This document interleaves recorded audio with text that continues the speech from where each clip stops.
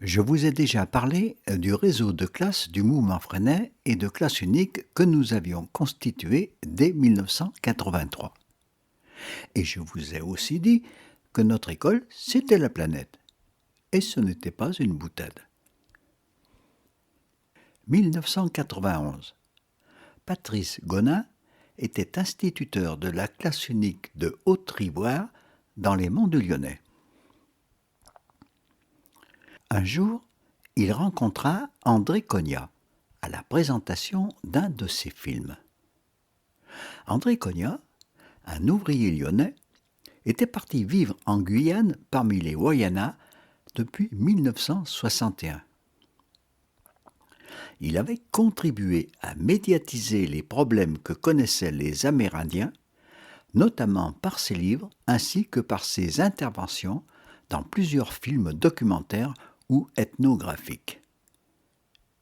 Antécom était son nom d'adoption parmi les Wayanas et il était à l'origine du village d'Antécom-Pata, sur les bords du fleuve Maroni, encore plus loin de Maripasoula, le poste avancé des autorités françaises. À Antécom-Pata, il avait réussi à ce qu'il y ait une école publique et un instituteur, en pleine forêt vierge. Avec Patrice, ils discutèrent beaucoup, et de l'école de Patrice, et de celle d'Antécom. Ils avaient les mêmes idées sur la nécessité de ne pas couper les enfants des écoles de leur milieu, de leur proximité, de leur culture. Lorsqu'André Cognat retourna en Guyane, il proposa la correspondance avec Haute-Rivoire. Et les échanges commencèrent. Les petits Lyonnais découvrirent une vie quelque peu étonnante. Les petits Guyanais racontaient qu'ils allaient à l'école en pirogue au milieu des crocodiles, que les filles se mariaient à 13 ans, etc. C'était leur vie ordinaire. Mais pour les petits Français, lire ce qu'ils racontaient valait tous les livres d'aventure.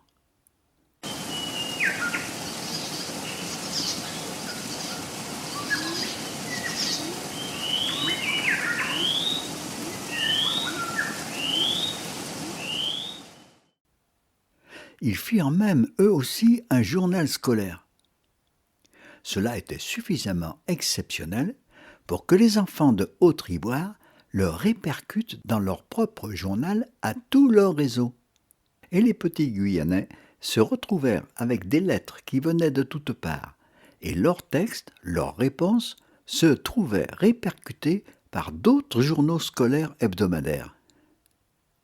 Ils devinrent ainsi présents et familiers dans 1 ou 2 dizaines d'écoles de France.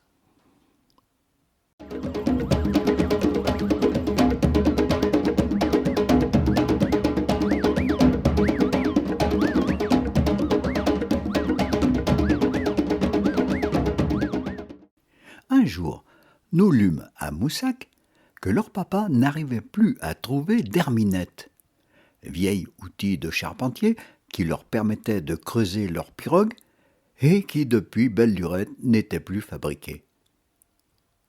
Un journaliste du journal régional La Nouvelle République avait quelque sympathie pour les enfants de notre école où il venait de temps en temps. Les enfants le contactèrent, lui expliquèrent le problème de leurs copains amazoniens, ce qui en soi était assez curieux pour un journaliste. Et la Nouvelle République publia un bel article tiré « Les enfants de l'école de Moussac cherchent une herminette pour leurs copains de la forêt vierge ». Les enfants ont immédiatement reçu de nombreux coups de téléphone, quelquefois surprenants. « Monsieur, il y a quelqu'un qui veut nous en vendre une parce qu'il dit que c'est un objet de collection. » Je lui réponds qu'il n'a rien compris. Finalement, nous avons trouvé un menuisier qui nous en a apporté une et qui, de surcroît, a passé un moment avec les enfants pour leur expliquer tout ce que l'on faisait autrefois, avec démonstration à l'atelier bois. Et l'herminette fut envoyée. Si tous les gars du monde décidaient d'être copains et partageaient un beau matin leurs espoirs et leurs chagrins. Si tous les gars du monde... Les enfants de Haute-Ivoire eurent une idée saugrenue. Pour eux, il n'était pas normal que là-bas, il n'ait pas aussi un ordinateur et une imprimante pour faire leur journal. Patrice Godin, sachant qu'à Antécom il y avait un groupe électrogène, les aida à s'engager dans ce projet.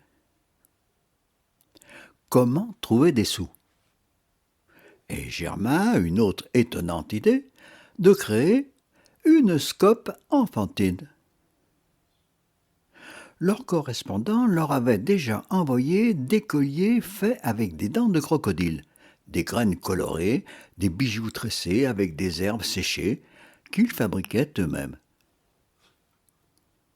Leurs copains français leur proposèrent alors d'en faire beaucoup et de les leur envoyer.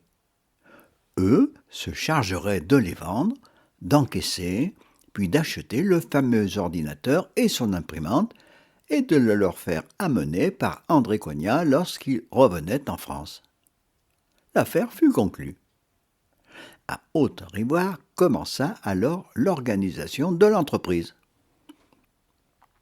Ils firent des prospectus, des tableaux de tarifs, ouvrirent des livres de comptes, des registres de commandes, et informèrent toutes les autres écoles du réseau. Et toutes les écoles se transformèrent en agents commerciaux.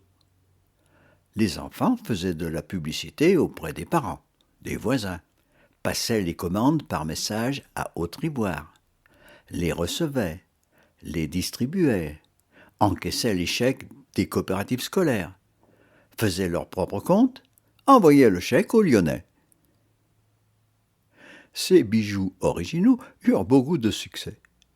Et l'ordinateur a bien été acheté et récupéré par André Coignat lors de son passage en France. Antécom Pata et son école existent toujours, mais leurs conditions sont devenues encore plus difficiles dans notre société étatisée et mondialisée à outrance. Dans le commentaire, je vous mets quelques liens pour mieux connaître l'action d'André Coignat.